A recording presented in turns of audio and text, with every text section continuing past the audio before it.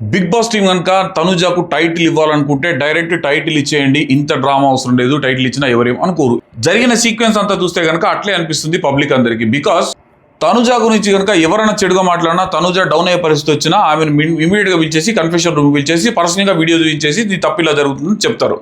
రెండోది, మాధురి గారిని లోపలికి పంపించినప్పుడు భరణి గారు బయటికి వచ్చిన తర్వాత సపోర్ట్ ఉండాలని చెప్పేసి పంపించారా అనే డౌట్ కూడా వస్తుంది నాకు. ఎందుకంటే ఆమె తప్పు చేసినా ఈమెకు మాధురికి కనబడతలేదు, మాధురిపై కనెక్ట్ అయిపోయింది. నాగార్జున గారి ముందర మొన్న గేమ్ ఆడినప్పుడు ఆమె తప్పు చేసినా కూడా సంచాలక ఆమె తప్పుడు నిర్ణయం తీసుకుంటే నాగార్జున గారు ప్రశ్నించలేదు, సింపుల్గా అనేసి వదిలేశారు. సంచాలకుది తుది నిర్ణయం అన్నారు. ఇక్కడ పవన్ లేసి అన్నా కూడా అబ్జెక్షన్ చేసినా కూడా అన్నారు. అంటే 100% మీరు సపోర్ట్ చేయడానికి ప్రయత్నం చేస్తున్నట్టే నాకైతే అనిపిస్తుంది.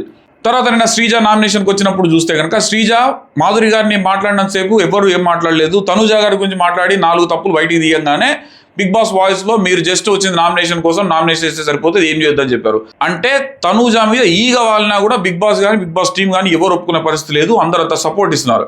తనుజ విషయంలో బిగ్ బాస్ టీం సపోర్ట్ ఇస్తున్నారు అనుకుంటే మీరు వీడియో లైక్ చేసి కామెంట్ చేయండి. ఈ విషయం బిగ్ బాస్ టీం దాకా రీచ్ అవ్వాలి. పబ్లిక్ ఏమనుకుంటున్నారో ఖచ్చితంగా బిగ్ బాస్ టీంకు తెలియాల్సిన అవసరం అయితే ఉన్నది. నిజంగానే నేను చెప్పింది తప్పు అనుకుంటే కూడా అది కూడా మీరు కామెంట్ చేయొచ్చు. డెఫినెట్గా నేను కూడా మార్చుకుంటాను. నేను చేసి చూసే విధానం ఏమైనా తప్పు ఉందా అని అనుకుంటాను. నాకు 100% చూసిన తోచింది మాత్రం ఇదే. సో ఇట్లాంటి అప్డేట్స్ కోసం ఛానల్ ఫాలో చేయండి.